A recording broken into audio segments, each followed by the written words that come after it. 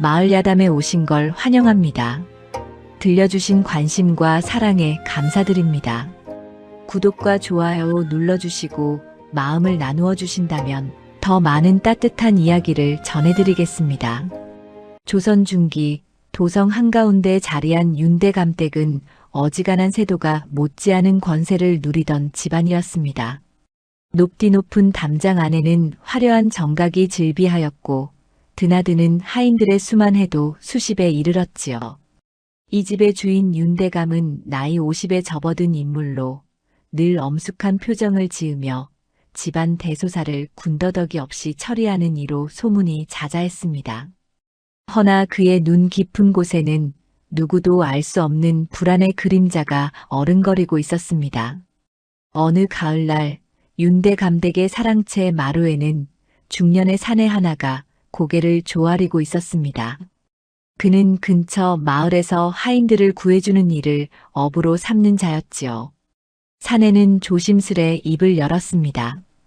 대감마님, 이번에 데려온 계집아이는 16살로 집안이 기울어 일이 나오게 되었습니다. 말수가 적고 일솜씨도 서투른 듯하나 시키는 대로 따를 줄은 압니다. 윤대감은 무심한 듯 고개를 끄덕였습니다. 새로 들어온 여종 따위에 큰 관심을 둘 이유가 없었지요. 그저 집안에 일손이 하나 늘어난다는 정도로만 여겼습니다. 들여보내거라.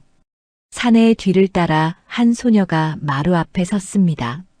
낡아해진 치마 저고리에 먼지투성이인 얼굴, 머리카락조차 제대로 빗질하지 못한 듯 헝클어져 있었습니다. 소녀는 고개를 깊이 숙인 채 꼼짝 않고 서 있었지요. 윤대감이 무심코 그 소녀를 내려다보는 순간 그의 눈동자가 미세하게 떨렸습니다. 순간 숨이 멎는 듯한 기분이 들었지요. 어디선가 본 듯한 이마의 선, 가늘게 처진 눈매, 작은 코끝의 모양새.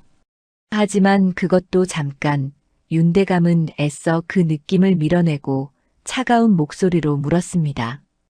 이름이 무엇이냐? 소녀는 고개를 더욱 깊이 숙이며 힘없는 목소리로 대답했습니다. 소희라 합니다. 목소리마저 가늘고 떨렸습니다.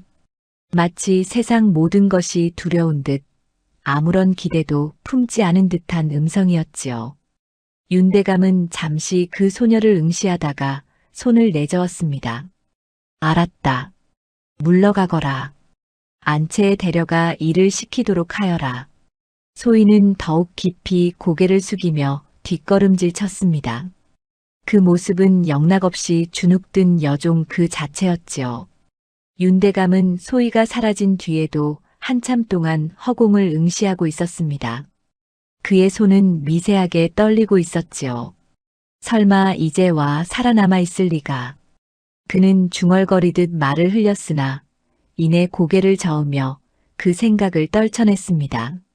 아니, 떨쳐내려 애썼다고 하는 편이 옳겠지요. 소희는 안채로 끌려가 다른 하인들 앞에 섰습니다. 나이 지긋한 종이 소희를 위아래로 훑어보며 인상을 찌푸렸습니다. 이리 멍청해 보이는 계집을 어디 쓴단 말인가. 자네는 글은커녕 셈도 할 줄 모르겠구먼. 소희는 대답 대신 고개만 깊이 숙였습니다. 종려는 한숨을 내쉬며 손짓했지요. 저리 가서 부엌길이나 거들거라. 그릇 깨지 않게 조심하고. 소희는 힘없이 고개를 끄덕이며 부엌으로 향했습니다. 걸음걸이조차 어색하고 느렸지요. 하인들은 수군거렸습니다. 저리 둔한 계집은 처음 보는구먼. 말도 제대로 못하니 답답하기 그지없겠어. 그러게 말일세. 그저 멍하니 있기만 하니 제 밥값이나 할는지 모르겠군. 소희는 그 모든 말을 듣고도 아무런 반응을 보이지 않았습니다. 그저 묵묵히 부엌으로 들어가 구석에 웅크리고 앉았지요. 며칠이 흘렀습니다. 소희는 집안 곳곳을 돌며 시킨 일들을 해냈습니다. 그런데 묘하게도 그 서툰 듯한 움직임 속에서 집안의 구조를 빠르게 파악하고 있었지요. 안채의 장독대가 어디 있는지, 사랑채로 가는 지름길이 어디인지, 고가는 어느 방향에 있는지 마치 오래전부터 이 집에 살았던 사람처럼 척척 찾아냈습니다. 허나 겉으로는 여전히 멍한 듯 느린 듯 행동했습니다. 설거지를 하다가 일부러 그릇 하나를 바닥에 떨어뜨리기도 하고 물동이를 나르다 중간에 쉬어가며 힘들어하는 척도 했지요. 하인들은 소희를 보며 혀를 찼습니다. 저 계집 정녕 쓸모가 없구먼. 하지만 소희의 눈빛만은 달랐습니다. 고개를 숙이고 있을 때 그 시선은 날카롭게 집안 곳곳을 훑고 있었지요. 누군가를 찾는 듯한, 무언가를 확인하는 듯한 그런 눈빛이었습니다. 어느 날 저녁 윤대감은 홀로 서재에 앉아 있었습니다. 촛불 하나만 켜진 어두운 방 안에서 그는 오래된 문서 하나를 꺼내들었지요. 그 문서에는 몇 년 전 멸문당한 한 양반가의 기록이 적혀 있었습니다. 윤대감의 손은 떨렸습니다. 그때 그 아이는 분명 죽었을 것이다. 아무리 살아남았다 한들 이제와 나를 찾아올 리 없어. 그저 어린 것이었을 뿐인데. 그는 스스로를 다독이듯 중얼거렸으나 마음 한구석의 불안은 쉽사리 사그라들지 않았습니다. 오늘 본 그 여종의 얼굴이 자꾸만 떠올랐지요. 설마, 정말 설마 하는 생각이 머릿속을 떠나지 않았습니다. 바로 그때 문 밖에서 인기척이 들렸습니다. 윤대감은 황급히 문서를 서랍 깊숙이 집어넣었지요. 문이 열리고 26된 딸 다미가 들어섰습니다. 아버지, 아직도 주무시지 않으셨습니까? 오, 다미로구나. 그저 서찰 몇 통을 정리하고 있었다. 다미는 아버지의 굳은 표정을 살폈으나 더 묻지 않았습니다. 그저 공손히 인사를 올리고 물러났지요. 윤대감은 혼자 남겨진 방 안에서 깊은 한숨을 내쉬었습니다. 그날 밤 소희는 하인들이 머무는 작은 방 구석에 웅크리고 있었습니다. 다른 하인들은 모두 잠든 뒤였지요. 어둠 속에서 소희는 눈을 뜨고 천장을 응시했습니다. 그 눈빛에는 낮의 멍한 기색이라곤 전혀 없었습니다. 오히려 차갑고 예리한 무언가를 단단히 결심한 듯한 빛이 담겨 있었지요. 이제 시작이다. 소희는 속으로 되뇌었습니다. 아무도 듣지 못하게, 아무도 알아채지 못하게. 그렇게 첫날 밤이 깊어갔습니다. 소희가 윤대감 댁에 들어온 지 보름이 지났습니다. 그 짧은 시간 동안 소희는 집안에 눈에 띄지 않는 존재로 자리를 잡았지요. 말수가 적고 느릿느릿 움직이는 탓에 다른 하인들조차 그녀를 대수롭지 않게 여겼습니다. 허나 윤대감 댁의 외동딸 다미만은 달랐습니다. 다미는 26의 나이에도 시집을 가지 못한 처지였습니다. 집안이 귀하다 보니 마땅한 혼처를 찾기가 쉽지 않았던 까닭이지요. 그래서인지 다미는 집안일에 유난히 예민하게 반응했고 하인들을 대하는 태도 또한 까다롭기로 소문났습니다. 어느 날 오후 다미는 안채 마루에 앉아 바느질을 하고 있었습니다. 마침 소희가 빨랫감을 들고 마당을 가로질러 가는 모습이 눈에 들어왔지요. 다미는 무심코 소희를 바라보다가 문득 이상한 느낌을 받았습니다. 저 계집아이 분명 보름 전에 처음 왔다고 했는데. 소희는 빨래터로 가는 길을 한치의 망설임도 없이 찾아갔습니다. 장독대를 지나고 우물가를 돌아 뒷곁 한쪽 구석진 곳까지 마치 수십 번도 더 다녀간 길처럼 자연스러웠지요. 다미는 미간을 찌푸렸습니다. 이상하구나.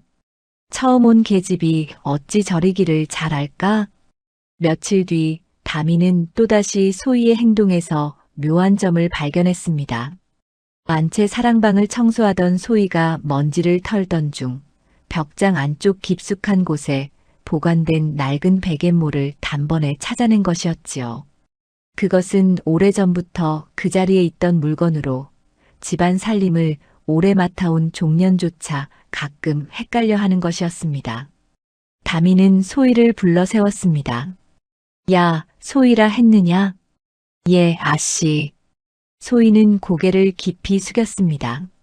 다미는 날카로운 눈빛으로 그녀를 훑어보았지요. 너는 이 집에 온 지 얼마나 되었느냐? 보름쯤 되었습니다. 그런데 어찌 집안 구석구석을 그리 잘 아느냐? 소희는 잠시 침묵했습니다. 그리고는 더욱 고개를 숙이며 떨리는 목소리로 대답했지요. 그저 눈치가 조금 빠를 뿐입니다. 다른 것은 아무것도 모릅니다.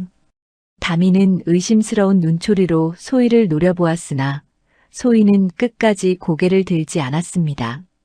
그 모습이 너무도 주눅들고 겁에 질려 보여 다미는 결국 손을 내저었지요. 머리는 비었으되 눈치만 빠른 계집이로구나. 물러가거라. 소희는 황급히 물러났습니다. 허나 다미의 마음속에는 묘한 불편함이 자리 잡았지요. 설명할 수 없는 위기감 같은 것이었습니다. 그날 저녁 윤대감은 다미를 서재로 불러들였습니다. 촛불이 흔들리는 어두운 방 안에서 아버지와 딸은 마주 앉았지요. 아버지, 무슨 일로 저를 부르셨습니까? 윤대감은 잠시 말없이 다미를 바라보다가 입을 열었습니다. 다미야, 요즘 새로 들어온 여종 소희라는 아이 말이다. 예, 아버지. 그 아이가 어찌 되었습니까? 그 아이는 건드리지 말거라. 다미는 눈을 깜빡였습니다. 아버지의 말이 이상했지요. 한낱 여종 하나를 두고 이런 당부를 하다니 말입니다. 건드리지 말라니 무슨 말씀이신지 모르겠습니다. 그냥 그 아이에게 특별히 신경 쓰지 말라는 뜻이다. 내버려 두거라.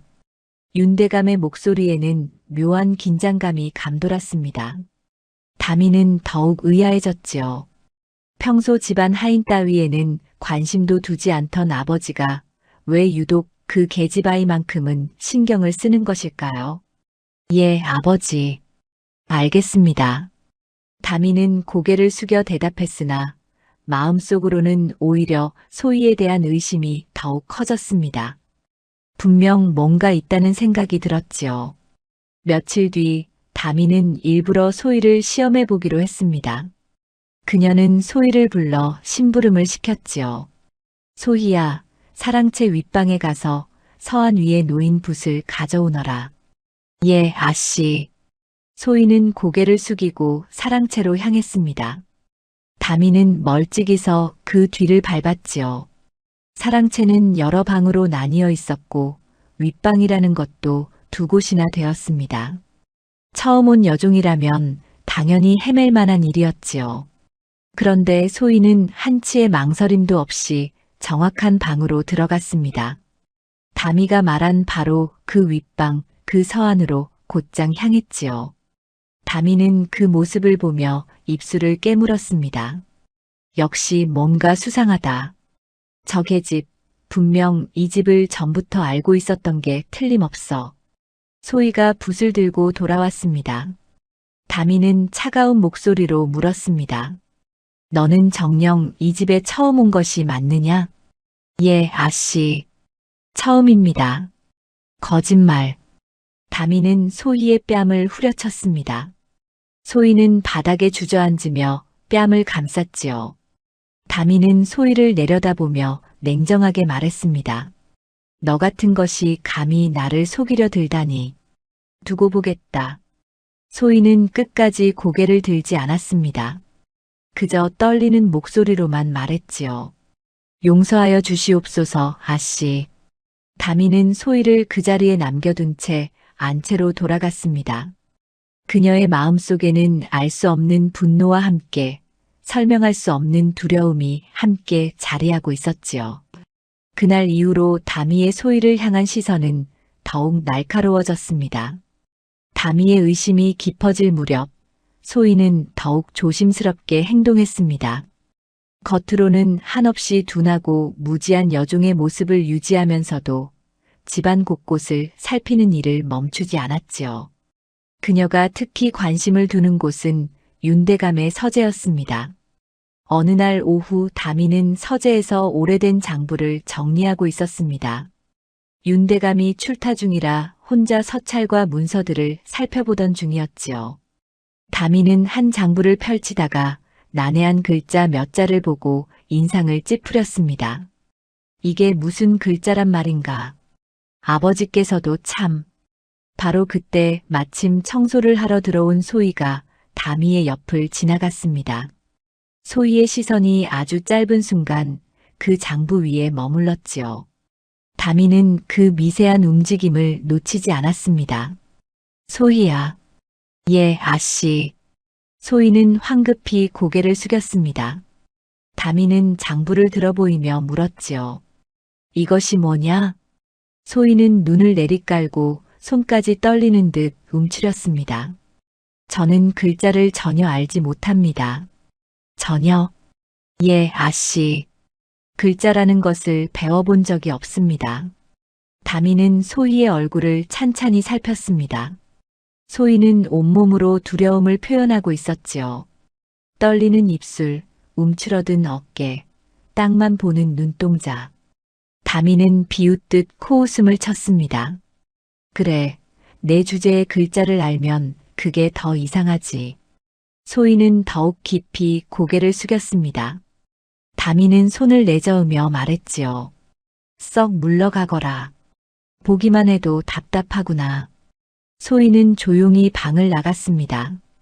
그런데 문밖 복도 끝에서 이 장면을 지켜보던 이가 있었습니다. 바로 윤대감이었지요. 윤대감은 급히 돌아온 길에 우연히 서재 앞을 지나다가 그 광경을 목격했습니다. 그는 소희가 장부를 바라보던 그 짧은 순간의 눈빛을 똑똑히 보았지요. 그것은 분명 글자를 아는 자의 눈빛이었습니다. 이해하고 파악하고 기억하는 눈빛. 윤대감은 등골이 서늘해졌습니다. 소희가 복도를 지나 부엌으로 향하는 뒷모습을 바라보며 그는 속으로 중얼거렸지요. 설마 정말 그 아이가. 하지만 의심을 확신으로 바꿀 수는 없었습니다. 함부로 다그쳤다가는 오히려 일을 크게 만들 수도 있었지요. 윤대감은 조용히 자리를 떠났습니다. 그날 저녁 소희는 부엌에서 설거지를 하고 있었습니다. 다른 하인들이 모두 저녁상을 물리고 난 뒤라 혼자였지요. 소희는 그릇을 씻다가 문득 손을 멈추고 깊은 한숨을 내쉬었습니다. 들킬 뻔했구나. 더 조심해야 해. 바로 그때 누군가 부엌 문을 열고 들어왔습니다. 소희는 화들짝 놀라 뒤를 돌아보았지요. 윤대감이 서 있었습니다. 대감마님. 소희는 황급히 그릇을 놓고 바닥에 엎드렸습니다. 윤대감은 소희를 내려다보며 무거운 목소리로 물었습니다. 소희라 했느냐? 예, 대감마님. 너는 어디서 왔느냐? 소희는 고개를 더욱 깊이 조아렸습니다. 저는 그저 가난한 집딸로 집안이 기울어 일이 팔려왔었습니다. 부모는 모두 돌아가셨습니다. 윤대감은 잠시 침묵했습니다. 그리고는 차갑게 말했지요. 앞으로 서재 근처에는 얼씬도 하지 말거라. 알았느냐? 예, 대감마님. 명심하겠습니다. 윤대감은 더 이상 묻지 않고 부엌을 나갔습니다. 소희는 한참 동안 그 자리에 엎드려 있었지요. 윤대감의 발걸음 소리가 완전히 멀어진 뒤에야 그녀는 천천히 몸을 일으켰습니다. 소희의 손은 떨리고 있었습니다. 하지만 그 떨림은 두려움 때문만은 아니었지요. 분노와 증오가 뒤섞인 복잡한 감정이 그녀의 온몸을 휘감고 있었습니다. 며칠 뒤 소희는 일부러 실수를 저질렀습니다. 안채 마루를 닦다가 물동이를 엎질러 버린 것이지요. 물이 사방으로 흩어지고 소희는 허둥대며 걸레질을 했습니다. 아이고, 이를 어쩐다. 저 계집, 또 사고를 쳤구먼. 하인들이 달려와 소희를 나무랐습니다. 소희는 연신 고개를 조아리며 사죄했지요. 죄송합니다, 죄송합니다. 제가 잘못했습니다. 멍청한 것 같으니라고. 물동이 하나 제대로 못 나르나. 멀찍이서 이 소란을 지켜보던 윤대감은 고개를 저었습니다. 그는 며칠 전 소희의 눈빛을 기억하고 있었지요. 하지만 지금 저렇게 허둥대는 모습을 보니 자신의 의심이 기우였나 싶기도 했습니다. 아니다. 그저 어리석은 계집아이일 뿐이야. 내가 너무 예민해진 것이다. 윤대감은 스스로를 안심시키며 자리를 떠났습니다. 소희는 그의 뒷모습을 힐끗 보고는 다시 고개를 숙이고 바닥을 닦았지요. 그녀의 입가에 아무도 모르게 미세한 미소가 스쳤습니다. 그날 밤 소희는 다시 한번 자신의 연기가 성공했음을 확인했습니다. 위기는 넘겼지요. 하지만 앞으로 더욱 조심해야 했습니다. 들킬 듯 말 듯한 이 위태로운 줄타기가 언제까지 이어질지 소희 자신도 알 수 없었습니다. 소희가 윤대감댁에 들어온 지 한 달이 지났습니다.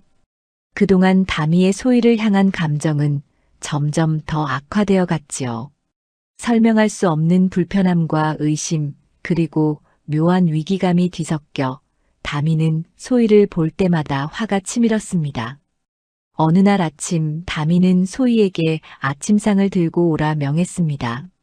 소희가 조심스럽게 상을 들고 들어서자 다미는 일부러 소희의 발을 걸었지요. 소희는 중심을 잃고 비틀거렸고 뜨거운 국물이 손등에 쏟아졌습니다. 아! 소희는 작게 신음했으나 곧 참았습니다. 다미는 차갑게 내려다보며 말했지요. 제대로 들지도 못하느냐. 손이 그리 후들거리나. 죄송합니다, 아씨. 소희는 화끈거리는 손등을 감싸며 고개를 숙였습니다. 다미는 상을 발로 차버렸습니다. 그릇들이 바닥에 흩어지며 산산이 깨졌지요. 이걸 당장 치우고 다시 가져오너라. 이번엔 제대로 들고 오고. 예, 아씨. 소희는 떨리는 손으로 깨진 그릇 조각들을 주었습니다. 날카로운 도편에 손가락이 베었지만 그녀는 소리 하나 내지 않았지요. 다미는 그 모습을 지켜보다가 방문을 박차고 나갔습니다. 며칠 뒤 다미는 또다시 트집을 잡았습니다.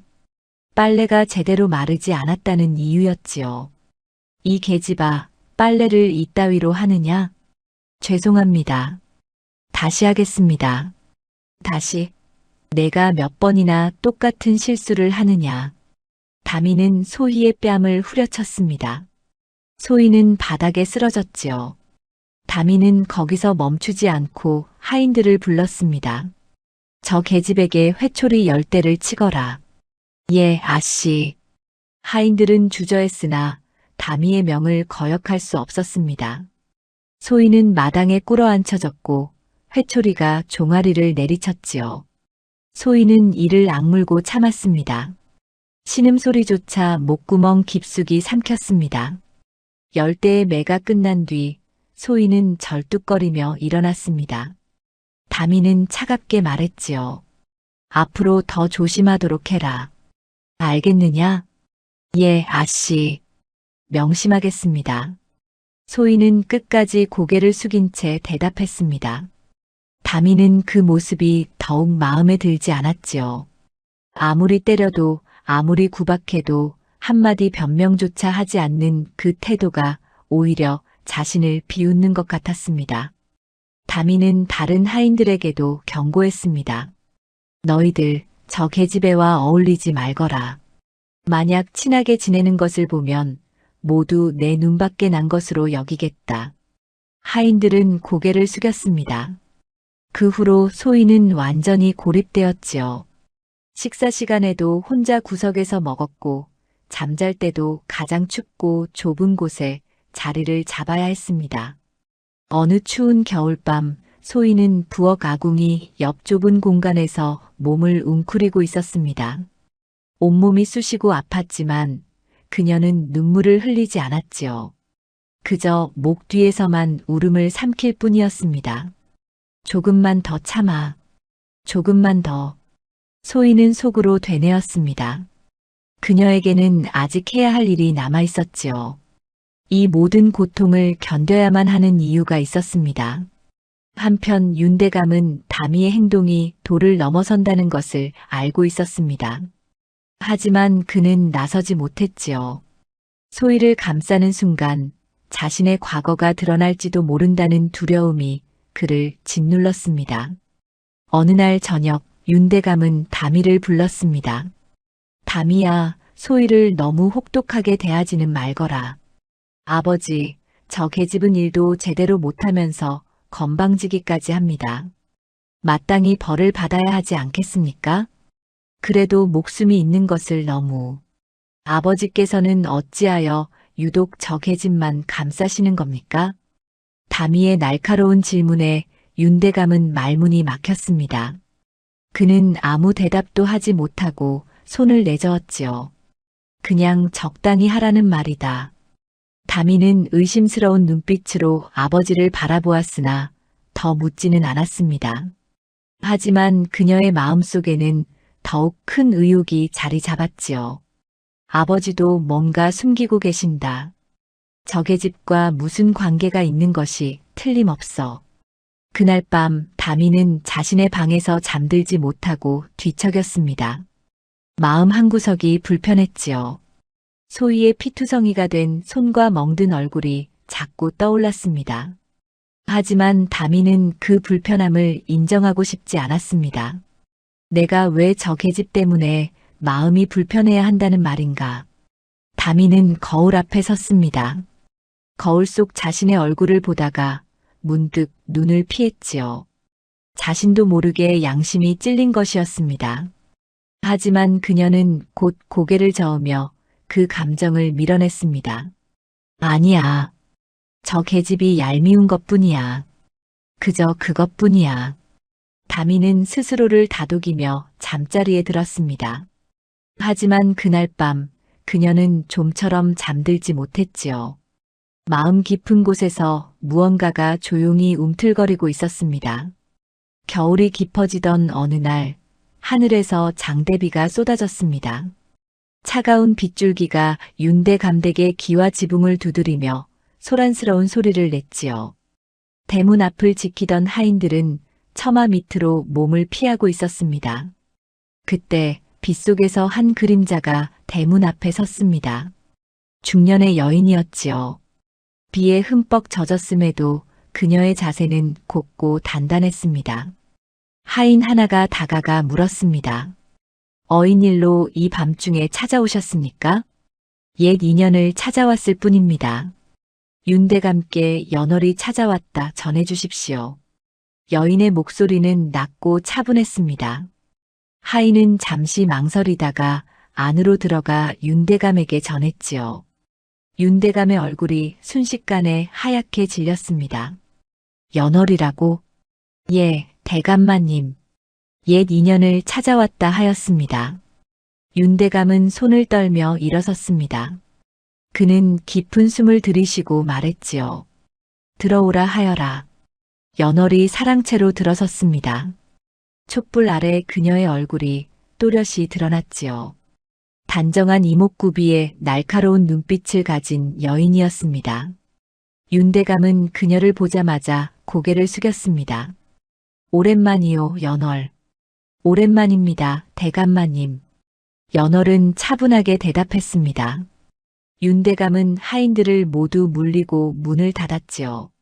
방 안에는 두 사람만 남았습니다. 무슨 일로 찾아왔소? 먼저 제가 찾아볼 리가 있습니다. 연월은 윤대감의 대답을 기다리지 않고 일어섰습니다. 그녀는 하인들이 머무는 곳으로 향했지요. 윤대감은 뒤따르려 했으나 연월이 손을 들어 막았습니다. 혼자 가겠습니다. 연월은 어둠 속을 헤치며 부엌 뒤편 작은 방으로 향했습니다. 그곳에는 소희가 웅크리고 앉아 있었지요. 몸 곳곳에 상처와 멍이 있었고 얼굴은 여위어 있었습니다. 연월이 문을 열자 소희는 깜짝 놀라 고개를 들었습니다. 둘의 시선이 마주쳤지요. 소희의 눈에 눈물이 그렁거렸으나 그녀는 곧 참았습니다. 어르신. 그래, 여기까지 잘 견뎌왔구나. 연월은 소희 앞에 무릎을 꿇고 앉았습니다.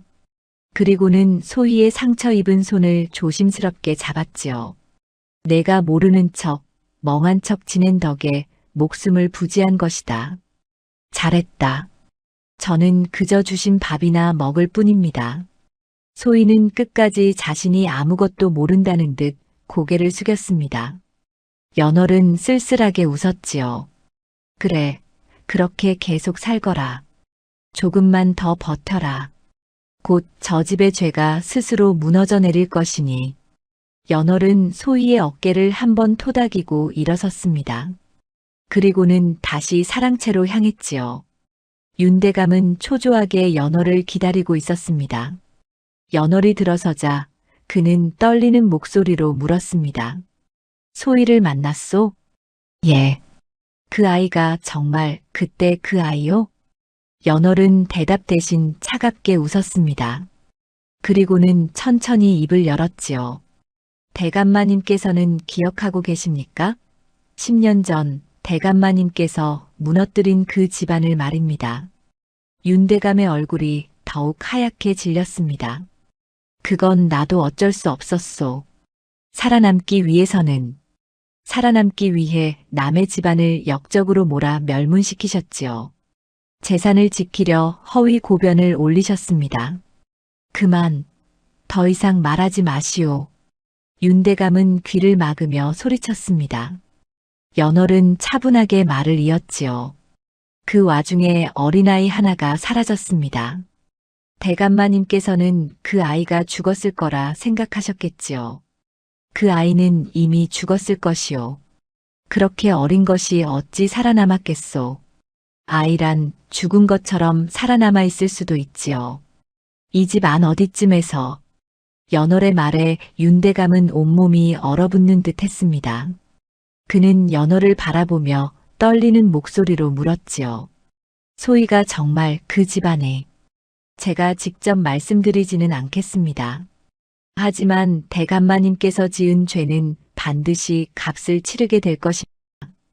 연월은 자리에서 일어났습니다. 윤대감은 그녀를 붙잡으려 했으나 연월은 차갑게 손을 뿌리쳤지요. 곧 모든 것이 밝혀질 것입니다.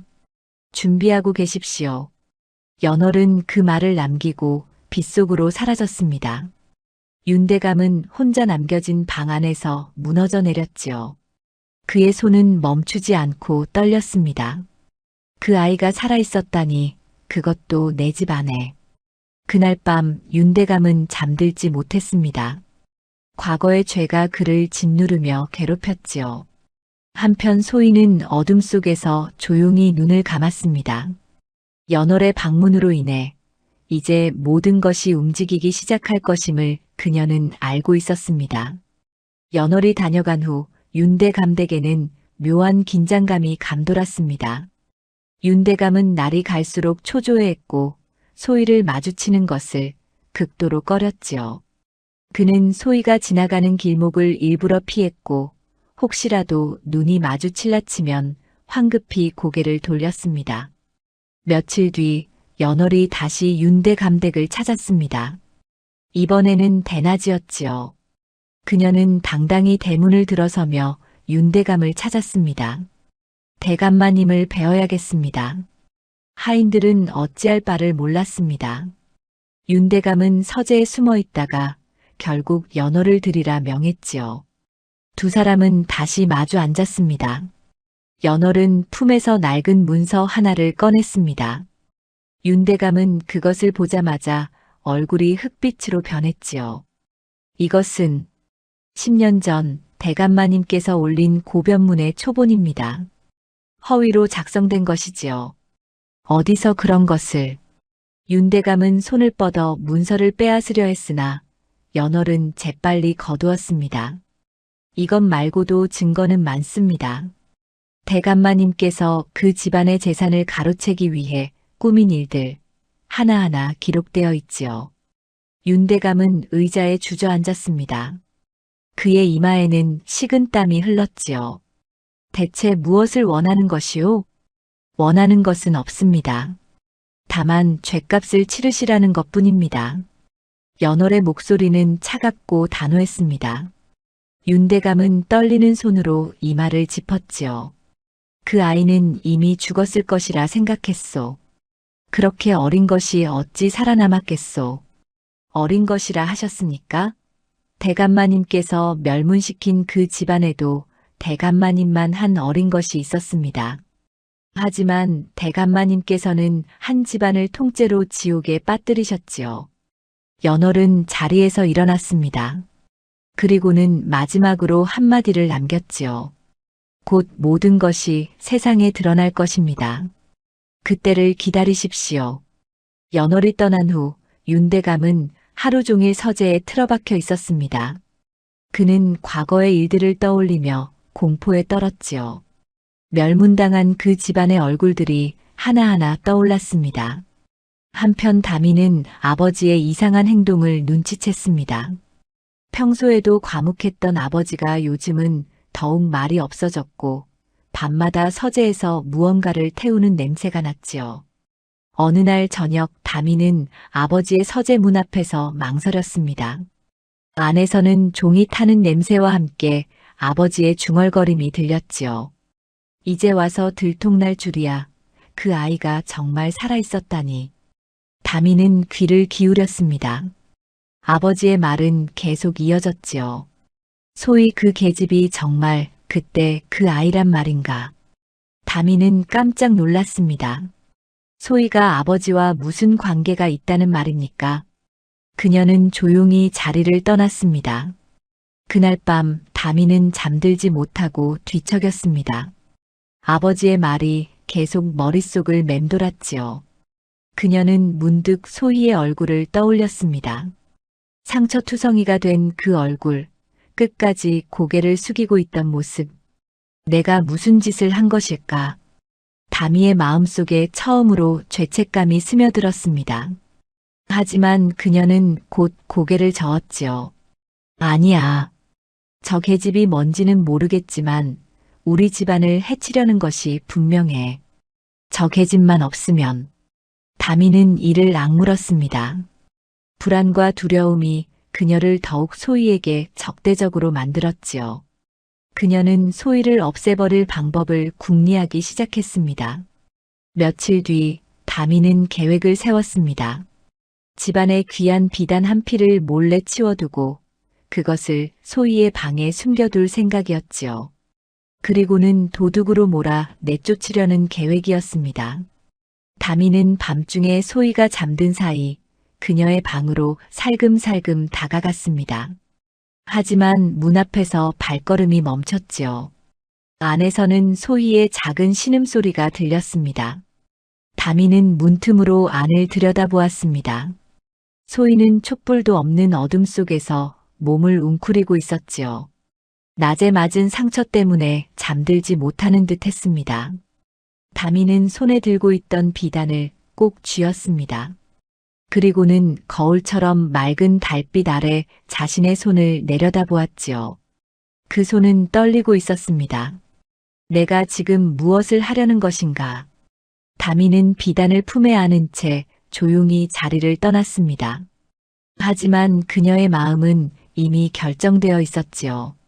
내일 반드시 소희를 이 집에서 내쫓으리라. 그렇게 다짐했습니다. 이튿날 아침 다미는 계획을 실행에 옮겼습니다. 그녀는 며칠 전 치워둔 비단을 소희의 방 짐 속에 몰래 숨겨놓았지요. 그리고는 하인들을 불러 모았습니다. 집안의 비단 한 필이 사라졌다.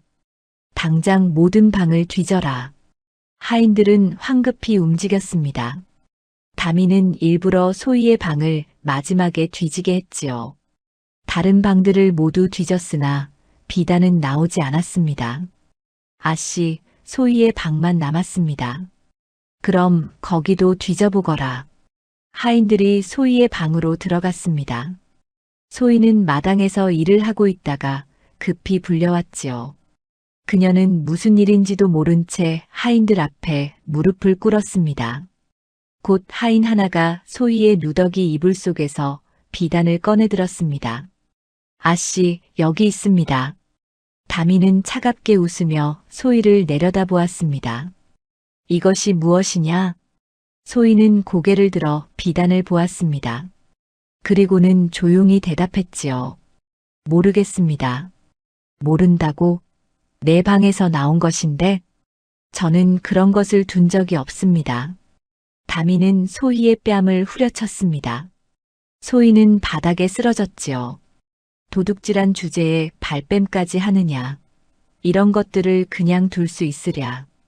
당장 곤장을 쳐서 내쫓으라. 하인들이 소희를 끌어내려는 순간 대문 밖에서 목소리가 들렸습니다. 잠깐 기다리시지요. 연월이 들어섰습니다. 그녀의 뒤에는 관복을 입은 관리 둘이 따라왔지요. 다미는 당황하여 물었습니다. 당신은 누구요? 어찌 함부로 남의 집에. 저는 연월이라 합니다. 그리고 이분들은 한성부에서 오신 분들이십니다. 관리 하나가 앞으로 나섰습니다. 윤대감은 어디 계시오? 윤대감이 사랑채에서 허둥지둥 나왔습니다. 그의 얼굴은 이미 창백했지요. 무슨 일로 오셨습니까? 관리는 품에서 문서를 꺼내 들었습니다. 윤대감, 당신은 10년 전 허위 고변으로 한 양반가를 역적으로 몰아 멸문시킨 죄로 체포되었소. 다미는 믿을 수 없다는 듯 아버지를 바라보았습니다. 윤대감은 고개를 떨구었지요. 연월이 조용히 말했습니다. 훔친 이는 저 아이가 아니라 저 아이의 집안을 훔친 대감이겠지요. 다미는 연월을 돌아보았습니다. 무슨 말씀이십니까? 대감께서 10년 전 멸문시킨 집안, 그 집안의 마지막 남은 핏줄이 바로 저 소희입니다. 다미는 소희를 바라보았습니다. 소희는 여전히 바닥에 엎드려 있었지요. 다미의 머릿속이 하얗게 변했습니다. 그럴 리가 저 계집이. 관리들이 윤대감을 포박했습니다. 윤대감은 저항하지 않았지요. 아버지. 다미가 달려들었으나 관리들이 막아섰습니다. 비키시오. 이자는 역적을 만든 죄인이요. 아버지께서 무슨 잘못을 하셨다는 겁니까? 연월이 차분하게 말했습니다. 대감께서는 재산을 지키려 무고한 집안을 역적으로 몰았습니다. 허위로 증거를 꾸며 올렸고 그 결과 한 집안이 통째로 사라졌지요. 그리고 그 집안의 재산을 가로챘습니다. 다미는 비틀거렸습니다. 연월은 말을 이었지요. 아씨는 알고 계십니까? 아씨께서 그토록 괴롭힌 그 아이가 누구였는지를. 다미는 소희를 바라보았습니다. 소희는 여전히 고개를 숙인 채 아무 말도 하지 않았습니다. 자신의 출신도 자신의 지능도 끝까지 드러내지 않았지요. 다미는 그 순간 깨달았습니다. 자신이 얼마나 잔인한 짓을 했는지, 얼마나 무지했는지를. 내가 무슨 짓을 한 것이냐. 다미는 그 자리에 주저앉았습니다. 눈물이 흘러내렸지요. 처음으로 진심 어린 눈물이었습니다. 윤대감은 끌려가면서 마지막으로 소희를 바라보았습니다. 미안하오, 정말 미안하오. 하지만 소희는 끝까지 고개를 들지 않았습니다. 그저 바닥만 응시할 뿐이었지요. 관리들이 윤대감을 끌고 대문을 나섰습니다. 마당에는 다미와 소희, 그리고 연월만 남았습니다. 다미는 떨리는 목소리로 물었습니다. 저 아이는 정말 그 집안이. 연월은 대답 대신 조용히 고개를 끄덕였습니다. 다미는 소희 앞으로 기어갔습니다. 미안하다, 정말 미안하다, 내가 몰랐다. 소희는 천천히 고개를 들었습니다. 그리고는 담담하게 말했지요. 아씨께서 저를 어떻게 대하셨든 이제 다 지난 일입니다. 그 말에는 용서도 저주도 담겨 있지 않았습니다. 다만 차가운 성급기만이 있었을 뿐이지요. 다미는 그 말이 오히려 더 가슴에 사무쳤습니다. 윤대감은 관하로 끌려가 국문을 받았습니다. 허위 고변과 재산 강탈, 한 집안을 멸문시킨 죄가 낱낱이 밝혀졌지요. 연월이 모아둔 증거들은 명백했고 증인들의 진술도 일치했습니다. 사흘 만에 판결이 내려졌습니다. 윤대감은 관직을 박탈당하고 모든 재산을 몰수당했지요. 부정하게 취득한 재산은 원래 주인의 후손에게 돌려주라는 명도 함께 내려졌습니다. 윤대감 자신은 먼 섬으로 유배를 가게 되었지요. 윤대감댁은 하루아침에 무너졌습니다. 관에서 나온 사람들이 집안의 재산 목록을 작성하고 귀한 물건들을 하나씩 걷어갔지요. 하인들은 뿔뿔이 흩어졌고 넓던 저택은 텅 비어갔습니다. 다미는 멍하니 그 광경을 지켜보았습니다. 평생 당연하게 여겼던 모든 것이 사라지는 순간이었지요. 그녀에게는 친척집에서 잠시 머물 수 있다는 통보만 왔습니다. 아씨, 이제 떠나셔야 합니다. 관리의 말에 다미는 고개를 끄덕였습니다. 그녀는 마지막으로 집안을 둘러보았지요. 그리고 부엌 뒤편 소희가 머물던 그 작은 방을 바라보았습니다. 소희는 이미 그곳에 없었습니다. 연월과 함께 떠난 지 사흘이 지났지요. 다미는 그날 이후 소희를 보지 못했습니다. 다미는 작은 보따리 하나만 들고 집을 나섰습니다. 뒤돌아보니 윤대 감댁의 현판이 내려지고 있었지요. 모든 것이 끝났습니다. 친척집에서의 생활은 고달팠습니다. 한때 귀한 양반댁 교수였던 다미를 아무도 예전처럼 대하지 않았지요. 오히려 눈칫밥을 주었고 한 달도 채 되지 않아 다미는 그곳을 나와야 했습니다. 다미는 도성 외곽에 초라한 초가 한 채를 얻었습니다. 생전 처음 스스로 밥을 짓고 빨래를 하고 장을 보러 다녔지요. 손은 거칠어지고 얼굴은 까맣게 탔습니다. 어느 날 다미는 장터에 나갔습니다.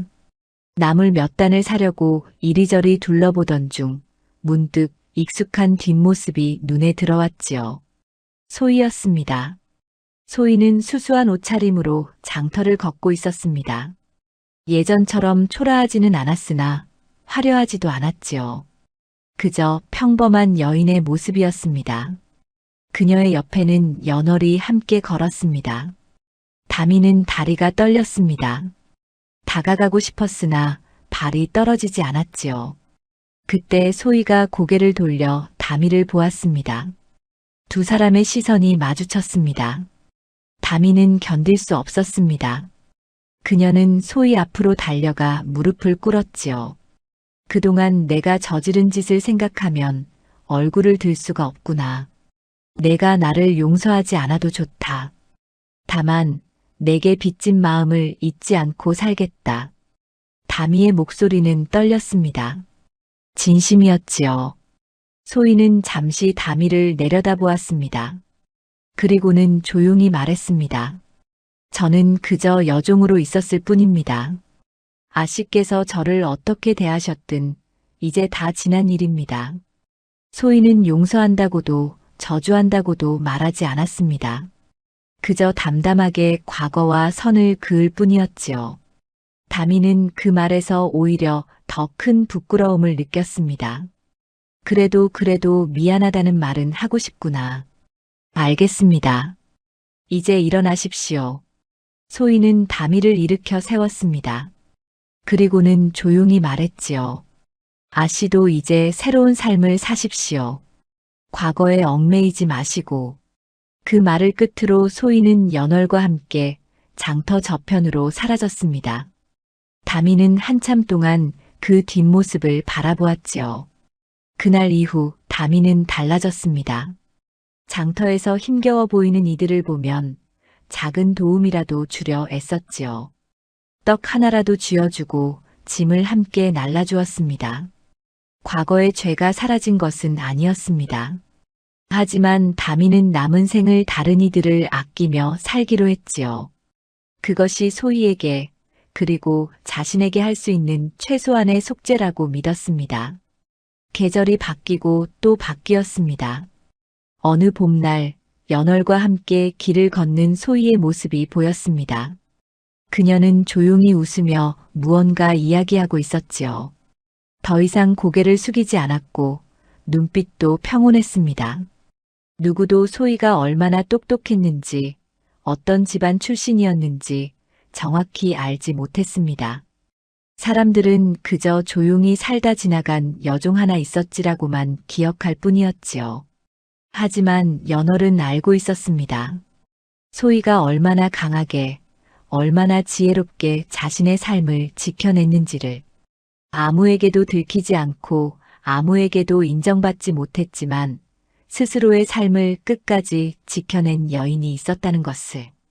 그렇게 소희는 조용히 자신의 길을 걸어갔습니다. 더 이상 과거에 얽매이지 않고 새로운 삶을 향해 나아갔지요.